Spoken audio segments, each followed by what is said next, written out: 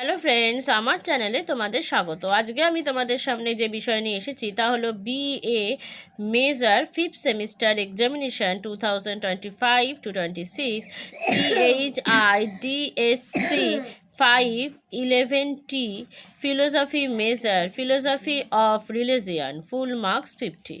প্রথমে 1 নম্বর থেকে 5টি প্রশ্নের উত্তর দিতে হবে, মার্কস 2 করে রয়েছে।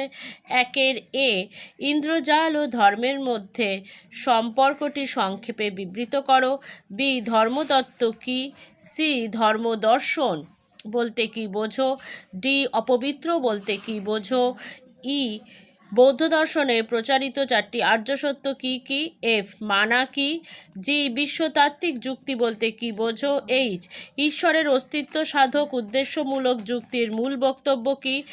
আই টোটেমবাদ কি? যে ঈশ্বরের অস্তিত্বের পক্ষে কারণিক যুক্তিটি কি?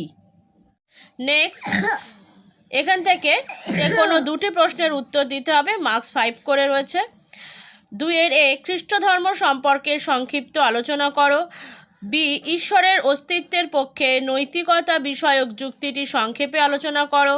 সি আধ্যাত্মিকতা ও ধার্মিকতার মধ্যে পার্থক্য করো। ডি বিশ্বজনীন ধর্ম হিসাবে বৌদ্ধ দর্শনের ওপর সংক্ষিপ্ত টিকা লেখো। অথবা ঈশ্বরের অস্তিত্বের বিপক্ষে অজ্ঞেয়তাবাদ সম্পর্কে আলোচনা করো বা সংক্ষেপে লেখো। নেক্সট, 15 নম্বরের 2টো প্রশ্নের উত্তর দিতে হবে। 3 এ অমঙ্গলের সমস্যাটি কি? সর্বশক্তিমান পরম হিতৈষী ঈশ্বরের ধারণাটি কি অমঙ্গলের সঙ্গে সঙ্গতিপূর্ণ? আলোচনা করো।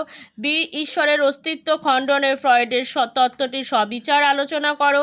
সি বিশ্বজনীন ধর্ম হিসাবে হিন্দু ধর্মের স্বরূপ আলোচনা করো। ডি ঈশ্বরের অস্তিত্বের বিশ্বাসের বিপক্ষে সমাজতাত্ত্বিক মতবাদটি কি? বন্ধুরা, আজকের মতো ভিডিও আমি এখানেই শেষ করছি। তোমরা যারা এখনও আমার চ্যানেলটি সাবস্ক্রাইব করোনি বা আমার চ্যানেলে নতুন, তারা প্লিজ চ্যানেলটি সাবস্ক্রাইব করো আর সাবস্ক্রাইবের পাশে থাকা বেল আইকনটি ক্লিক করে অল বাটনটি ক্লিক করো। Thank you.